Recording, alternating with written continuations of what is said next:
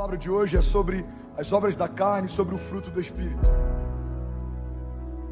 E eu sei que é desafiador para mim, como alguém que ama fluir no evangelístico, trazer um alinhamento como esse, mas a gente precisa entender um princípio fundamental do reino. Não há neutralidade no reino de Deus. Ou estamos construindo uma história com Deus, ou estamos construindo uma história sozinhos. Ou estamos fazendo algo que aponta para Jesus, ou estamos fazendo algo que aponta para nós. Ou estamos aproximando pessoas do Evangelho, ou estamos roubando pessoas dela. Alguém está comigo? Diga amém. A Bíblia diz, aquele que não junta, espalha. Não há neutralidade no chamado. Ou você vive o chamado, ou você se esqueceu dele. Não há neutralidade no dom, ou você está multiplicando talentos, ou você está enterrando eles. Não há neutralidade na semeadura, ou você é um semeador, ou você é um usurpador. Não há neutralidade na fé, ou você crê em milagres, ou você não crê. Não há neutralidade na salvação, ou cremos em Jesus como Salvador e recebemos salvação, ou não cremos e nós enfrentaremos o juízo. Não há neutralidade no corpo, ou somos parte do corpo, ou somos uma verruga dele. Não há neutralidade na jornada, ou estamos caminhando com os nossos olhos fixados no autor e consumador da nossa fé, ou estamos olhando para tudo que se levanta ao nosso redor. Não há neutralidade, igreja, na voz profética. Ou profetizamos aquilo que está alinhado com os pensamentos de Deus, ou estamos murmurando, reclamando daquilo que Deus ainda não fez para nós. Não há neutralidade na maturidade, ou somos meninos ou somos homens. Não há neutralidade na liderança, ou lideramos um povo para Deus, ou nós estamos sendo pedras de tropeço para eles. Não há neutralidade no pastoreio. As ovelhas ouvem a voz do pastor e seguem, ou não consideram como pastor, e por isso não são ovelhas. Não há neutralidade sobre aquilo que Deus estabeleceu como princípio fundamental. Alguém está comigo? Diga amém. Eu nunca vi os olhinhos tão atentos, eu nunca vi um clima tão pesado. Mas eu preciso lembrar alguém aqui, talvez essa mensagem seja para uma pessoa, que não há neutralidade.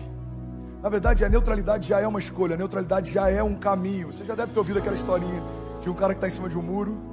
De um lado está Jesus e os seus anjos insistindo para que ele venha para esse lado, e do outro lado está Satanás e os seus demônios completamente passivos. E aí num determinado momento ele se vira para Satanás e ele fala: por que você está tão tranquilo? Porque do outro lado Jesus, ele está toda hora insistindo para eu ir para aquele lado, e você não está nem aí. Ele falou: é porque você já escolheu um lado, eu sou o dono do muro.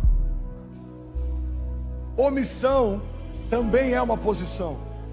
Um pai que decide se omitir na criação dos filhos, ele escolheu ser um pai omisso. Um marido que decide se omitir para não ter um sacerdócio, ele já é um sacerdote omisso. Um líder que prefere se omitir do que perder pessoas porque precisava alinhá-las, ele já é um líder omisso. Tenho várias características, vários desafios, vários defeitos. O meu staff conhece vários deles e vai conhecer muitos mais ainda. Mas tem uma coisa que eu não tenho dificuldade, é de alinhar algo que eu acredito que está errado. Eu posso até errar de fazer algo que não estava errado, mas eu nunca vou errar em não fazer algo que eu acredito que está errado. Porque essa neutralidade, ela é omissão. A omissão, ela sempre vai me tirar de um lugar de destino e vai me colocar num lugar onde nada acontece. Irmão, olha para mim. Quando você não crê em nada, nada acontece. Quando você não semeia nada, você não vai colher nada. Quando você não se move em direção a lugar nenhum, você não chega em lugar nenhum.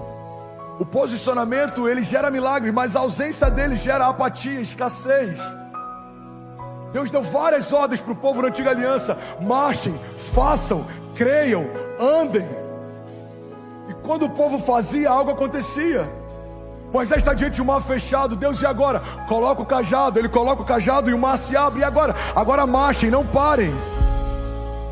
Agora tem sede. Toca a rocha com o cajado, sai água da rocha. Deus, o povo está enjoado de comer pão, então tá bom, aves dos céus. Toda direção que Deus dá, libera o novo de Deus. Mas é possível ouvir o que Deus pediu e não obedecer, e por isso não viver algo novo. Nem todos entraram na terra prometida, mesmo estando diante dela. Por quê? Porque escolheram a neutralidade, e eu prefiro morar perto do que viver dentro. Irmão, olha para mim, tem muita gente que preferiu viver perto da promessa do que viver a promessa. Pastor, quando que eu escolho viver perto da promessa, mas não viver a promessa? Quando você se sacia só em vir nos domingos ouvir que Deus tem promessas, mas você não está vivendo nenhuma delas. Quando você ouve vários profetas, homens de Deus, você já teve sonhos, em vários momentos Deus falou, você tem um chamado, eu quero usar você, e você continua sem ser usado, irmão. Isso é estar perto, mas não ter acesso. Isso é saber que tem uma promessa, mas não usufruir dela. Isso é muito frustrante. É muito frustrante estar sempre numa casa ouvindo sobre promessas que Deus tem para filhos de Deus, mas porque não se tornou um filho de Deus, não poder acessá-las. Promessas são para filhos. Vou falar isso de novo. Toda promessa de Deus é para os filhos de Deus. O que eu preciso fazer para me tornar filho? Você precisa crer no Senhor Jesus como seu Salvador. A Bíblia diz que aqueles que creem em Jesus, eles recebem um espírito de adoção, pelo qual eles podem clamar agora, Abba, Pai. Você não é filho porque você se tornou filho, você é filho porque Deus te tornou filho. Vocês não me escolheram, mas eu escolhi a vocês. Deus escolheu você. Deus, Ele amou você. Deus desejou você. E Ele amou você de tal maneira que Ele entregou o seu único filho para ter você de volta. Irmão, alguém, será que consegue celebrar pelo menos a redenção num culto como esse? Você é filho, você é amado. Em Jesus você é salvo, justificado. E sobre isso que eu quero falar nessa manhã. Alguém está comigo? Diga amém. A gente está vivendo um momento muito complexo. Tem algumas teologias sendo pregadas que elas são quase que esquizofrênicas. Tem pessoas pregando o evangelho que não é evangelho. Tem gente falando sobre um Jesus que não tem nada a ver com Jesus. Porque a gente está vivendo um momento de relativização. Tudo é relativo hoje. Eu fui pregar em BH essa semana, e aí pediram para eu falar sobre relatividade dos tempos, sobre multiverso. Meu Deus, pregar sobre multiverso. Teve gente que achou que era metaverso. Não, é multiverso. É uma geração que vive em meio a realidades paralelas. A gente cria realidades paralelas. E sabe o que está acontecendo nos dias de hoje? Das primeiras estratégias do inferno, que isso é desde que o homem estava no jardim.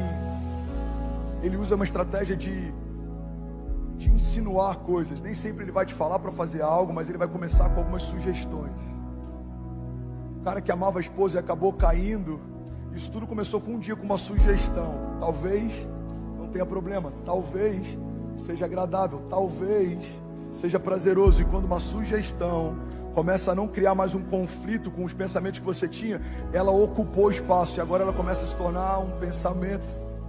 Os pensamentos vão moldando os nossos hábitos vão criando uma cultura, e a cultura vai movendo a gente na direção dela, porque você sempre vai se mover na direção dos seus pensamentos mais fortes. Por isso que a Bíblia diz, transformai-vos pela renovação do vosso entendimento, para que possam experimentar qual é a boa, agradável e perfeita vontade de Deus. O que a Bíblia está dizendo é que fundamentalmente é impossível experimentar a boa, agradável e perfeita vontade de Deus sem que os meus pensamentos sejam transformados. Por quê? Porque da mesma forma que um pensamento alinhado com os céus me leva para Ele, um pensamento desalinhado me rouba dele. Pensamento de escassez, por exemplo. Eu não tenho, sempre falta, os tempos são difíceis, para mim tudo é mais difícil. Isso é um pensamento caído. Porque o pensamento do tipo de Deus é: eu não dependo da geografia, o Senhor é o meu bom pastor, de nada eu terei falta. Deus é fiel para cumprir o que prometeu. Podem 1000 cair ao meu lado, 10.000 à minha direita, e eu não serei atingido. Nenhuma praga chegará à minha casa, o Senhor guardará a entrada dela. É Deus quem vigia a minha casa, porque se não fosse Ele, em vão vigiaria a sentinela. É Deus quem edifica o meu lar, porque se não fosse uma verdade, em vão trabalham aqueles que edificam ela. A mentalidade do tipo de Deus faz a gente ter uma cosmovisão que aponta para Deus. A mentalidade caída faz com que a gente se mova e tenha pensamentos e desejos caídos. Alguém está comigo? Alguém está recebendo algo de Deus? Pensamentos alinhados com os céus liberam a realidade dos céus. Por acaso esse vale de ossos secos pode voltar a viver? É uma pergunta que Deus faz para um profeta. A resposta dele: Senhor, Tu sabes. Então abre a sua boca e profetiza. O profeta não profetizou o que ele achava, porque talvez, se Deus dissesse: esquece tudo, só abre a tua boca e fala o que você acha, talvez ele ia dizer: é impossível. Mas não foi isso que Deus fez. Deus constrói um caminho. O primeiro caminho é consciência. Eu posso. Senhor, Tu pode. Eu sei, Senhor, tu sabe. Então profetiza. Você percebe que ele profetiza depois de consciência? Tem muita gente que não vive milagres porque não tem consciência do milagre e por isso nunca fala sobre milagres. Tem gente que só fala sobre problema. Irmão, é impossível você ter uma vida positiva com uma mentalidade negativa. É impossível você viver milagres se você não pensa em milagres. Você precisa pensar em milagres, fundamentar a tua história em milagres. Você precisa escorar a construção dos seus novos níveis em milagres. O que escora o teu próximo nível? Milagres, milagres, milagres, milagres, milagres. Está bem fundamentado. Próximo nível é como alguém que constrói um edifício.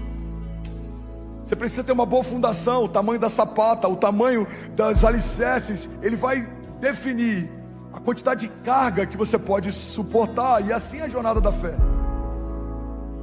Às vezes a gente gasta pouco tempo com a fundação dos nossos pensamentos, mentalidade, cosmovisão, entendimento, consciência, e queremos viver um chamado glorioso, mas você precisa de caráter para sustentar a unção que vai receber. Você precisa de fundamentos para sustentar a porção que vai receber. Os fundamentos da fé, quanto mais alicerçados, mais carga profética eu posso carregar. Quem está comigo aqui, diga amém. Um homem fundamentado em Deus é como alguém que decidiu construir uma casa sobre a rocha, diz a palavra. Vem os ventos fortes, tempestades, vem os dias ruins, porque certamente eles virão, eles sempre vêm, fazem parte da vida real. Mas a diferença é que quem escolheu construir do jeito certo, fundamentado num lugar sólido, o que construiu não se perde. Irmão, olha para mim. Somos parte da geração mais ansiosa que já existiu e eu faço parte dela. Queremos tudo de forma acelerada e eu faço parte dessa geração. O único desafio que a gente precisa entender é que no final da jornada, a nossa história não vai ser sobre o quão rápido a gente chegou em alguns lugares, mas é se a gente permaneceu quando chegou lá. Tem muita gente que casou com a mulher dos sonhos, não conseguiu viver o casamento dos sonhos, separou. Tem muita gente que conseguiu conquistar um recurso e quando chegou lá percebeu o vazio de um sucesso sem propósito. Tem muita gente que correu muito rápido para chegar em algum lugar, mas a Bíblia diz que melhor é o final das coisas do que o início delas. É sobre a jornada, é sobre a caminhada, é sobre uma construção contínua. Deus não quer você para um dia, Deus quer você para sempre. Não é um relacionamento abusivo, não é sobre um relacionamento de prazer. Deus não quer ter prazer em você e você ter prazer nele por algum momento. Não, não, não. Deus quer você para sempre. E é complexo pensar nisso numa geração que tudo é relativo. Estou tentando relativizar tudo, estou tentando relativizar o gênero. Irmão, olha para mim. Se existe algo ridículo de ser questionado, é se existe mais de um gênero, quando na verdade o que está no meio das suas pernas já define se você é 50% para cá ou para lá. Pode ser menino ou menina, e é isso, that's it. Pastor, mas pessoas podem ter opções sexuais? Podem. A Bíblia diz inclusive que a pior coisa que Deus pode fazer com um homem é entregá-lo aos seus próprios prazeres. Você pode fazer o que você quiser, mas não dá para questionar que você não é quem você é. Macho e fêmea os criou. Só tem dois gêneros. Você sabe por quê? Porque não há neutralidade nos cromossomos também. Não há cromossomo neutro. Ou você é macho ou você é fêmea. Mas eu faço o que eu quiser com o meu corpo. É verdade, o corpo é seu, faz o que quiser. Mas não dá para questionar um princípio fundamental. Você é macho ou você é fêmea.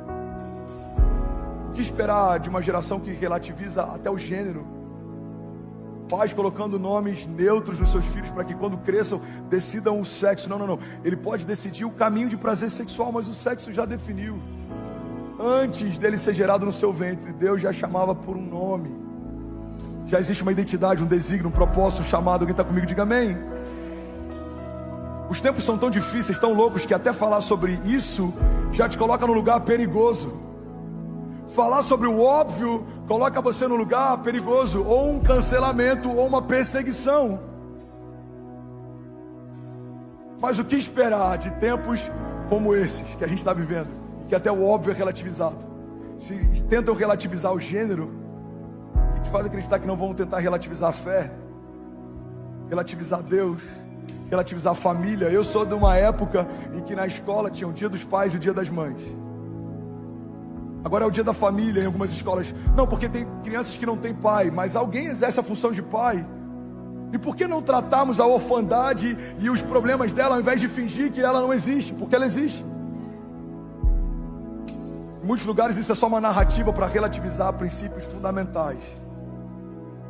Família é família, homem é homem, mulher é mulher, Deus é Deus, fé é fé. E that's it. Você pode não crer em algumas verdades absolutas, mas você não pode questionar e fingir que elas não existem.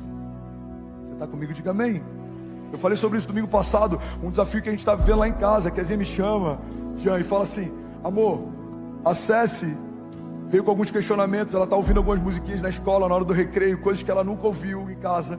Ela começou a ser questionada pelas amigas porque ela acredita em Deus.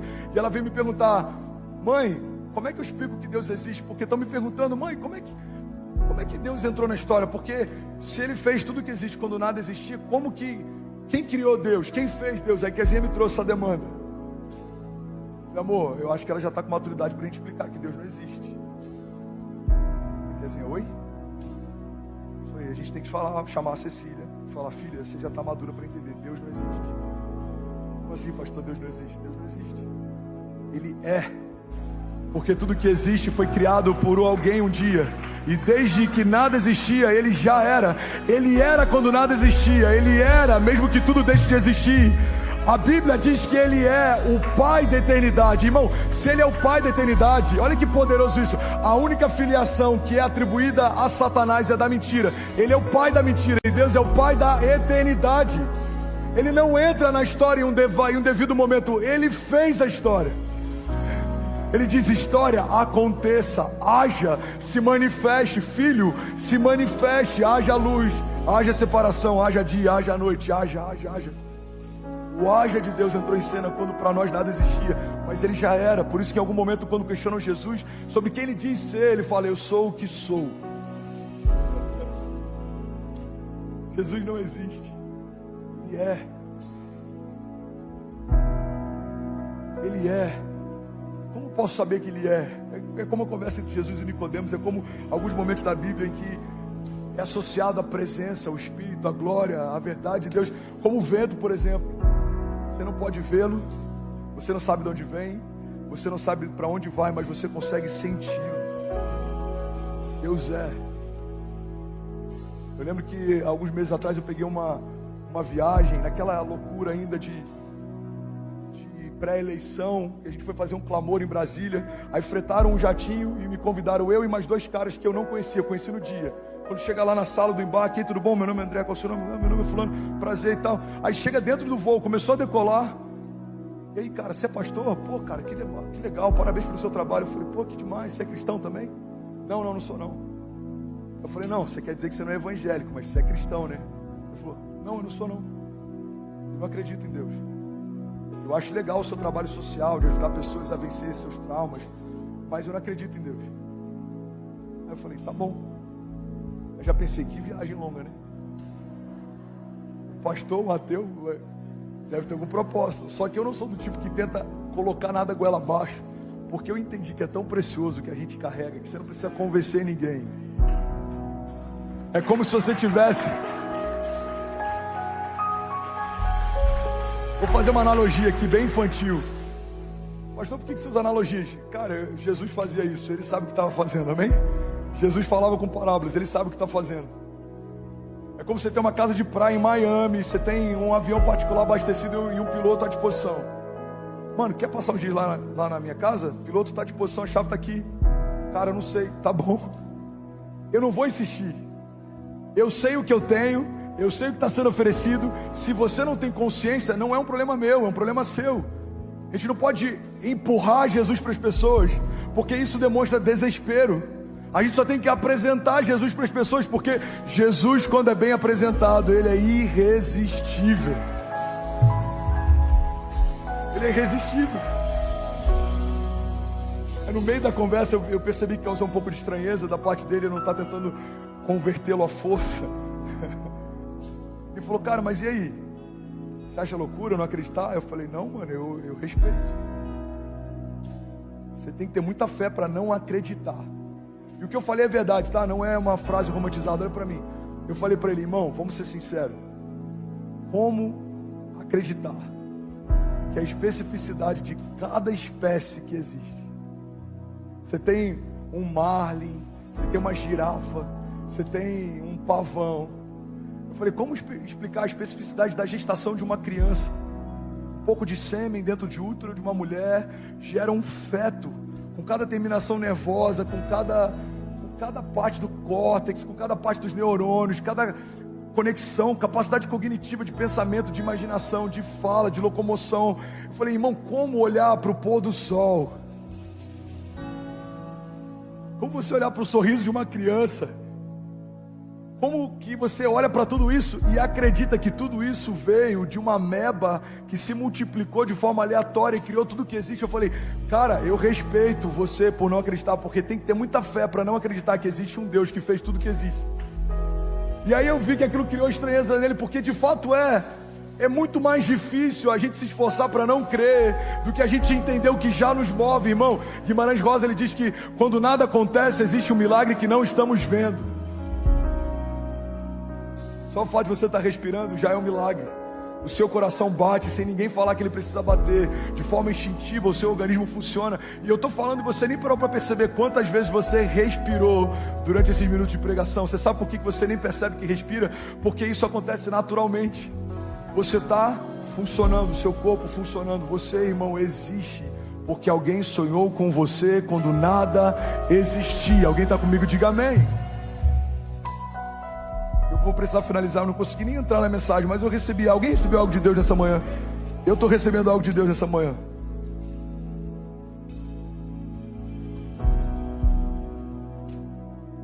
O que esperar de uma geração que relativiza o óbvio? Deus é relativo. Não, não é. Deus é Deus, ponto. O gênero é relativo. Não, não é. Desejo sexual, ele é múltiplo, cada um tem o seu. Gênero, macho e fêmea, ponto. Paternidade é relativa. Não, não é. O pai biológico é quem gera. O pai de verdade é quem cria. Alguns filhos têm a graça de poder ter os dois. Alguns têm a graça de poder ter um pai que cria. Isso é glorioso. E é isso. Não existe nenhuma conexão mais forte do que a mãe e um filho. Foi gerado dentro dela, alimentado dentro dela. Isso é uma verdade absoluta, ponto. Mas até a relação com os pais tem sido relativizada, irmão. Se existe um mandamento com promessa, é honra o teu pai e a tua mãe, para que sejam acrescentados dias na sua vida na terra. Uma geração que não entende o básico vai enfrentar problemas. Pela primeira vez na história, isso é uma vergonha para a igreja, pela primeira vez na história, o censo brasileiro criou uma nova categoria de religião: evangélicos não praticantes. Você sabia disso? Deixa eu falar aqui um revelamento revelado. Deixa eu falar o óbvio. Se o censo está contando algo, é porque algo existe. Até o censo já entendeu que tem muita gente que se diz algo que não pratica. Só que fundamentalmente, se você não pratica o que diz, você não é. A Bíblia diz: não sejam apenas ouvintes da palavra, mas praticantes dela. Eu era de uma outra religião antes de ter um encontro com Jesus e me converter, e eu dizia com muita naturalidade: não, eu sou tal religião não praticante. Como que você é um filho não praticante? Você é filho ou não é? Como que você é um cristão não praticante? Ou você é um pequeno Cristo ou não é? Como que você é um evangélico não praticante? Ou você se move pelo evangelho ou não se move? Não há espaço para neutralidade nem na nossa confissão de fé. É por isso que confessamos Jesus quando viemos à frente. O próprio Jesus ensinou: aqueles que me confessam diante dos homens, aqueles que me reconhecem diante dos homens, eu também os reconhecerei diante do meu Pai que está nos céus. É como aquele soldado que ele é salvo quando as portas da cadeia se abrem, quando Silas e Paulo estão clamando, e ele está desesperado, ele vai se matar com uma espada. Paulo fala: não faça isso. O que eu preciso fazer então para ser salvo? Crê em Jesus e será salvo tu e a tua casa. A Bíblia fala sobre salvação: entrega os teus caminhos ao Senhor, confia nele, o mais ele fará. E aí, como você fez um passo de fé, você confessou Jesus, aí vem o batismo. O que é o batismo?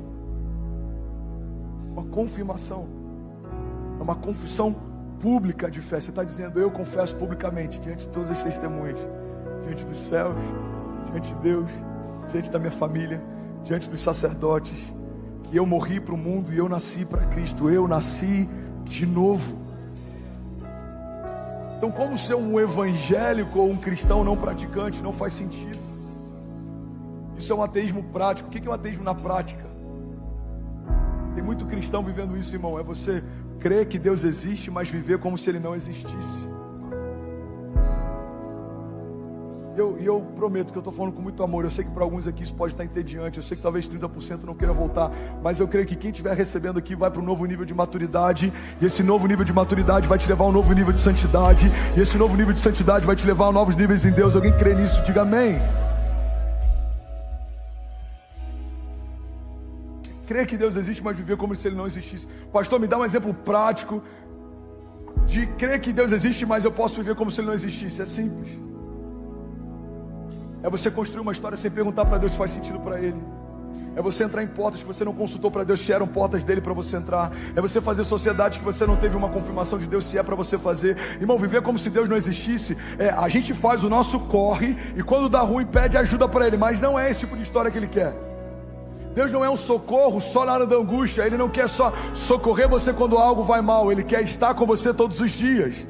Então será que isso agrada a Deus? Será que essa porta é de Deus? Será que esse relacionamento é de Deus? Essa sociedade é de Deus? É para eu ir? É para eu fazer? É para eu comprar? É para eu entregar? É para eu ofertar?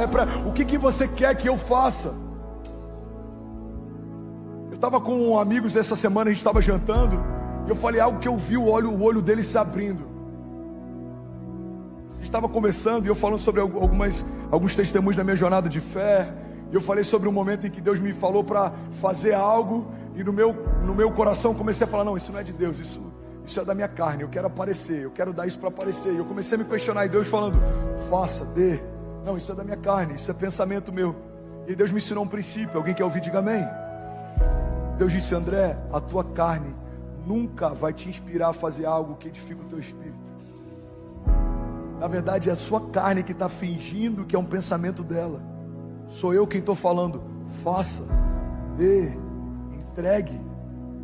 Irmão, guarda isso em nome de Jesus. Uma igreja madura toma decisões pautadas por aquilo que Deus quer. Deus é para fazer, é para entrar. Porque também tem algo, pega isso aqui, irmão. Quando você tem uma convicção em Deus, você se torna imparável. Pode todo mundo falar, não vai acontecer. Deus já te disse, já aconteceu. Pode todo mundo falar, não vai se abrir. Deus já te disse, fui eu quem abri. Pode todo mundo falar, irmão, você vai perder isso aí. Deus já te disse, o que eu te dou é seu. Ninguém vai tocar. A porta que eu abro, ninguém fecha. Mas também a porta que eu fecho, ninguém abre. Como explicar a convicção de um homem como Moisés? Como explicar a convicção de um homem como Noé? Construiu algo que ele não conhecia para se livrar de um tipo de problema que ele não conhecia. Irmão, como explicar isso? Ele recebeu uma palavra. Não é fácil, ele fez. Moisés, ande, ele andou. Davi, confie, ele confiou. Guarda isso, irmão, em nome de Jesus. É mais simples do que parece. A gente só tem que desenvolver a habilidade de ouvir os céus. E a gente precisa desenvolver a coragem de se mover quando a gente ouviu. Se Deus disse pare, pare. Se Deus disse faça, faça. Se Deus disse voe, voe. Pastor, mas eu não tenho asas. Não é sobre o que você tem, é sobre o que Ele fala.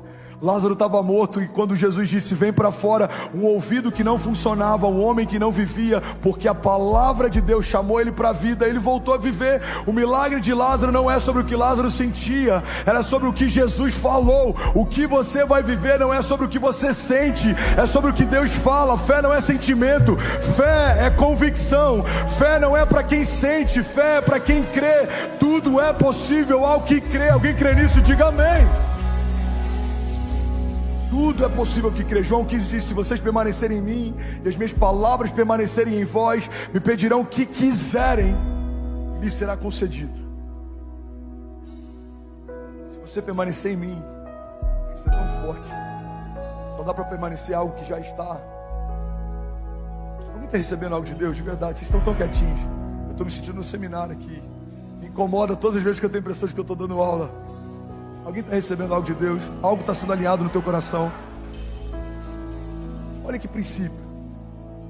Se vocês permanecerem em mim, outra revelação revelada, só dá para permanecer algo que está. E se as minhas palavras permanecerem em vós, pedirão o que quiserem e lhe será concedido.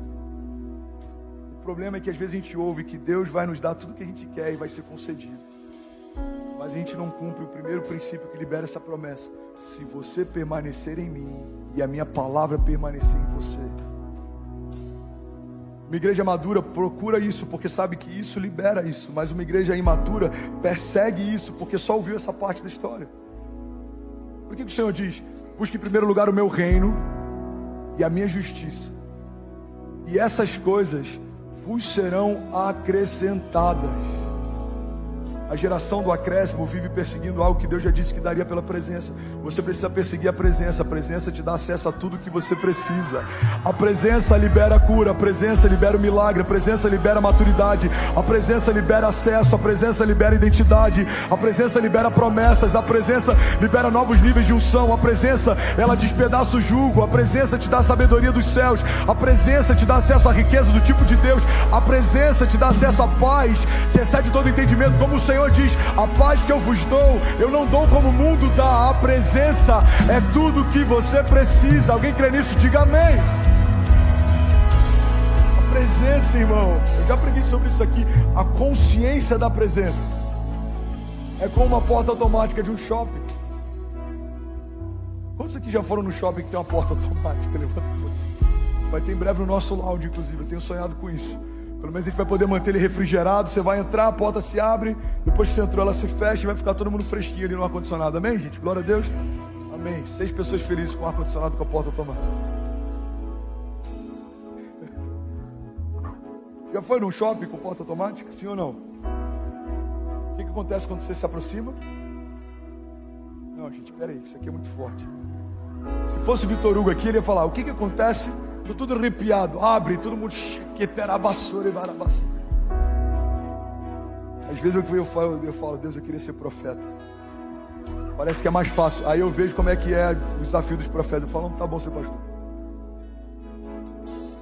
Profetas, irmão, não é fácil não. Você está comigo? Diga amém. Vamos lá, de novo. Sei que é difícil, mas a gente vai chegar lá. O que acontece quando você se aproxima de uma porta automática? Ela se abre. E por que ela se abre? Porque ela percebeu E é assim a nossa jornada de fé. As portas que vão se abrir não vão ser pela sua força, nem pelo seu toque. Vai ser pela presença que você carrega. Você vai se aproximar e elas vão se abrir. Você vai se aproximar e elas vão se abrir. Você vai se aproximar.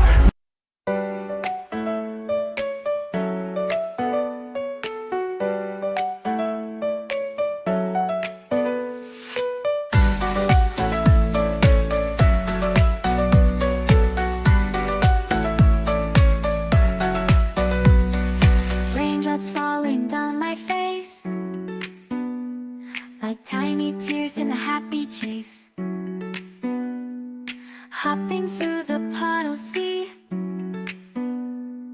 colors dancing wild and free. Skies are gray but I don't mind. Cool raindrops on my skin I find. Kicking off my Saturday, watch the clouds just drift away. Rainbow in the rain, what a sight. Colors shining oh so bright. Dancing in the streets so bright. Everything will be alright.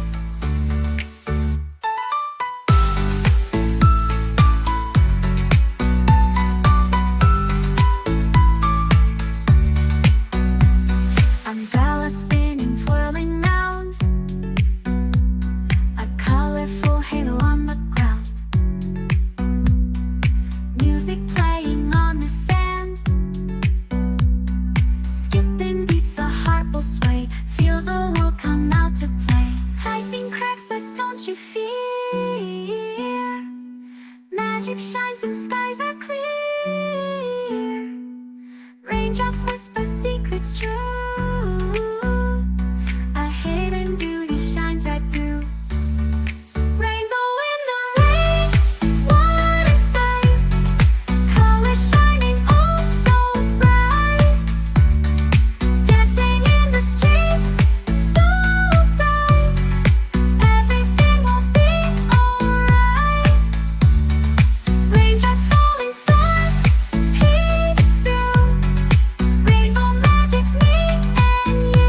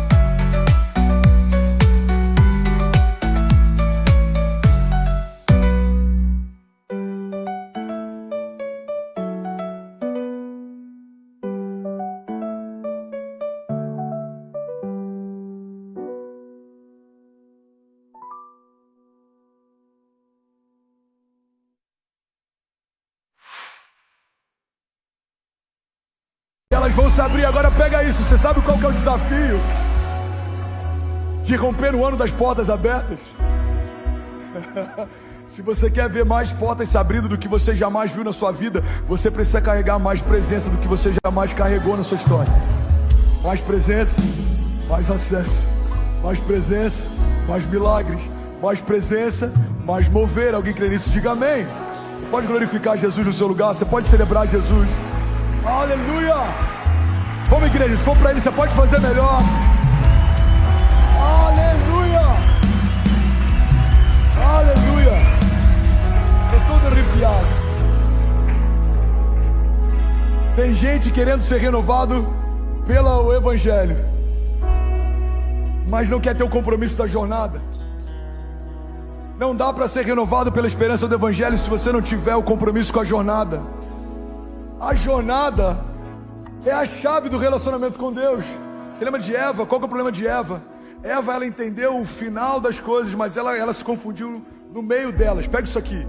Deus estabeleceu um princípio. Todos os dias eu vou me relacionar com vocês, e esse relacionamento vai liberar para vocês conhecimento de Deus. Qual que é o princípio que Deus estabeleceu? Relacionamento vai te dar acesso a conhecimento. Aí vem a serpente. E a serpente, irmão, olha para mim. A serpente sempre vai tentar te seduzir com um atalho. Ela vai mostrar o destino que Deus tem, mas ela vai mostrar um caminho que não foi Deus quem fez. Pega isso.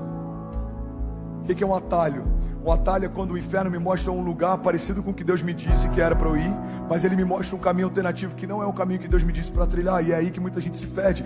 Então o inferno chega para Eva e fala assim: olha, você quer ter o conhecimento de Deus? Quero. Só precisa comer desse fruto do conhecimento, do bem e do mal. Você vai se tornar como Deus. A loucura é que ela já era como Deus, porque a Bíblia diz que no sexto dia, quando o Pai, o Filho e o Espírito Santo fizeram o homem, eles disseram: façamos o homem à nossa imagem e semelhança. Alguém que não sabe quem é pode perder o que tem, tentando ser o que já era. Você pega isso aqui, irmão. Ela já era a imagem e semelhança de Deus, mas ela queria ter o pleno conhecimento de Deus sem ter relacionamento com Deus. O que ela pegou? Ela pegou um atalho. A serpente fala: se você comer do fruto, você vai ter todo o conhecimento do bem e do mal. Sem relacionamento. Ela come.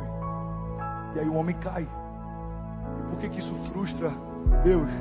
Porque o conhecimento de Deus vem através de relacionamento. Todos os dias, meu filho, eu vou te dar uma nova porção de revelação de quem eu sou. Por que Deus não dá tudo de uma vez só? Primeiro, porque a gente não tem capacidade para entender. Segundo, que a gente não tem capacidade para suportar. E terceiro, que a graça é: a cada dia eu te revelo um pouco mais de quem eu sou e de quem você é. Por isso que Jesus, ele fala: fecha a porta do teu quarto e me busca em secreto. O Deus que você busca em secreto, em secreto ele te recompensará. Você vai fechar a porta do teu quarto, você vai buscar Deus e Ele vai falar algo novo com você amanhã. Eu bem sei os pensamentos que eu tenho a vosso respeito, diz o Senhor, pensamentos de paz e não de mal, para te dar o fim que você deseja. Filho, é isso que eu tenho, é essa porta, esse é o projeto, esse é o desígnio, esse é o chamado, esse é o lugar, essa é a geografia, essa é a empresa, essa é a sociedade, essa é a ideia dos céus, essa é a provisão dos céus. Isso é quem você é, isso é o que você pode, esse é o seu talento, esse é o seu chamado, esse é o seu desígnio. É para isso que eu te formei, é para isso que eu te constituí, é para isso que eu... Irmão, quanto maior a revelação que a gente tem de Deus, maior é a revelação que a gente tem a respeito de nós. Está comigo? Diga amém. Por isso que Jesus ele pergunta para os discípulos: quem vocês dizem que eu sou? Falei sobre isso semana passada. Pedro fala: você é o Messias, é o Cordeiro de Deus que tira o pecado do mundo, você é o Filho de Deus.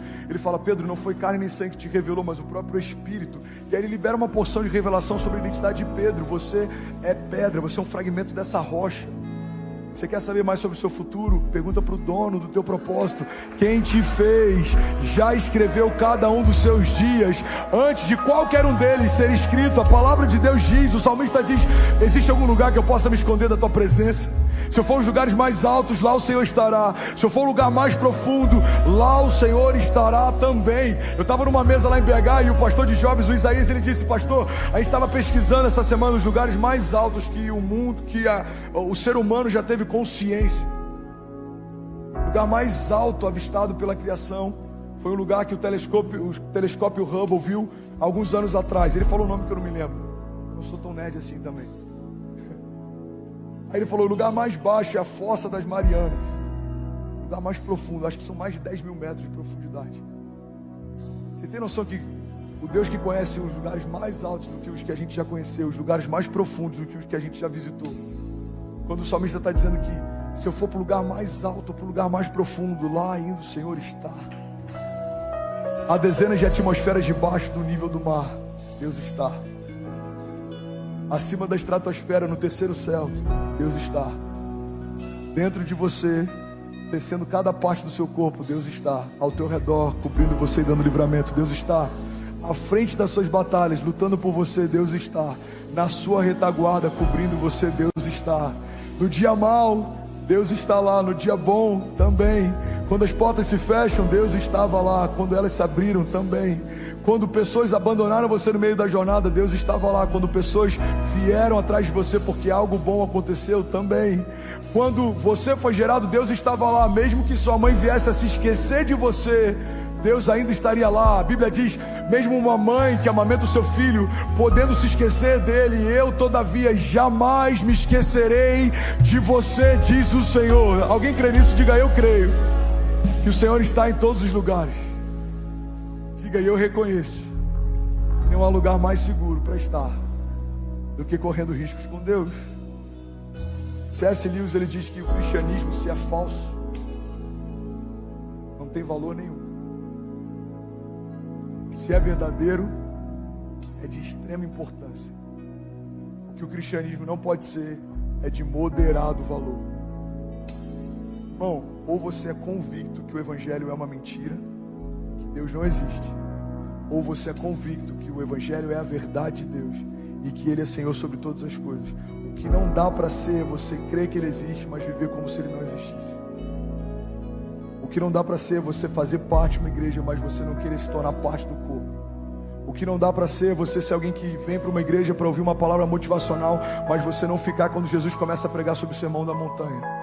O que não dá para ser é ser alguém que caminha com as multidões quando tem milagres acontecendo, mas você foge quando Jesus te chama para pegar a sua cruz e segui-lo. O que não dá para acontecer é você se apossar e celebrar quando alguém profetiza que você vai prosperar financeiramente, mas você fingir que não está ouvindo quando a palavra diz que melhor é dar do que receber, e que aquele que semeia muito, muito colherá, mas aquele que semeia pouco, pouco colherá. O que não dá é você vir ser servido por voluntários apaixonados que chegam antes de todo mundo, vão embora depois de todo mundo, mas você nunca se incomodar com o fato de você nunca ter servido ninguém. O que não dá para acontecer é você mudar de igreja porque o pastor pregou uma palavra que você não gostou, ou você sair de um lugar porque uma liderança exortou você de uma forma que você não gostou, mas você esperar que o pastor abra a mão das 99 ovelhas para buscar alguém que nunca foi ovelha, porque a ovelha ouve a voz do pastor e segue. O que não dá é pra gente cobrar de Deus algo como se Ele fosse alguém que tem a obrigação de nos dar presente, e não entender que na verdade tudo que a gente precisa, o nome de Jesus já carrega. O que não dá é pra gente ser sensorial e achar que num culto em que a gente não sentiu um arrepio, Deus não fez, ou o louvor não estava tão bom, ou a palavra não foi tão boa. A gente tem que ir para um lugar em que não é mais sobre o que eu sinto, é sobre o que Deus fala.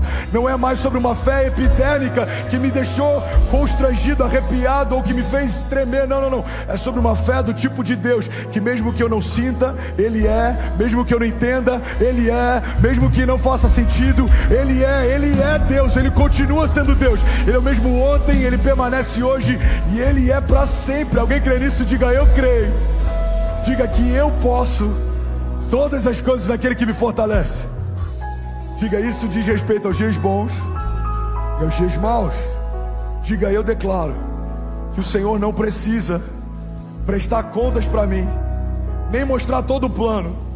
Diga, mesmo sem entender, eu escolho confiar.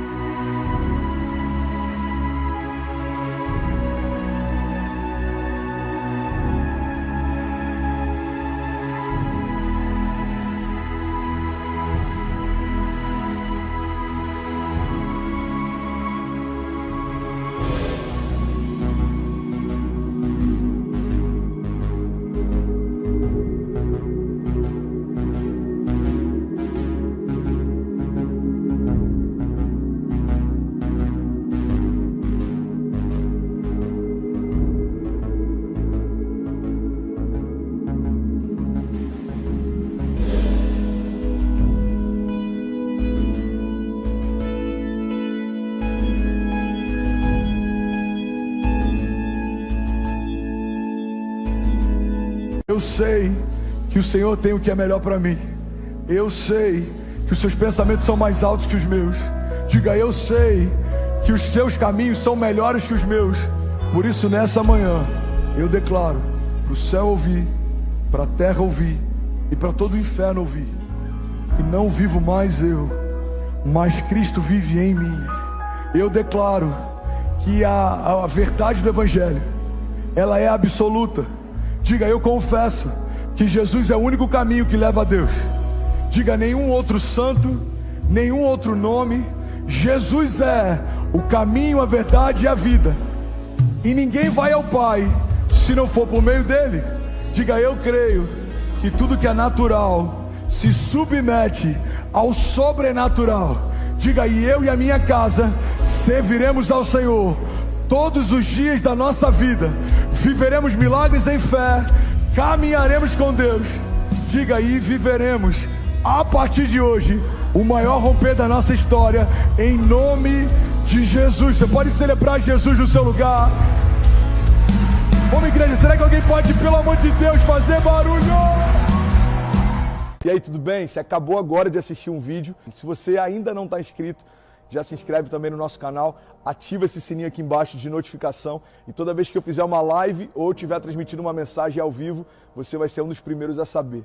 Mas eu deixei mais 2 indicações aqui que eu espero que façam muito sentido para você. Então já aproveita e clica para assistir a próxima mensagem, beleza? Seja bem-vindo ao time de incendiários, e eu espero de verdade que essas mensagens mudem a sua vida como elas têm mudado a minha também. Até a próxima. Valeu, amém. Até a próxima. Valeu, amém. Até a próxima. Valeu, amém. Até a próxima. Valeu, amém. Até a próxima. Valeu, amém.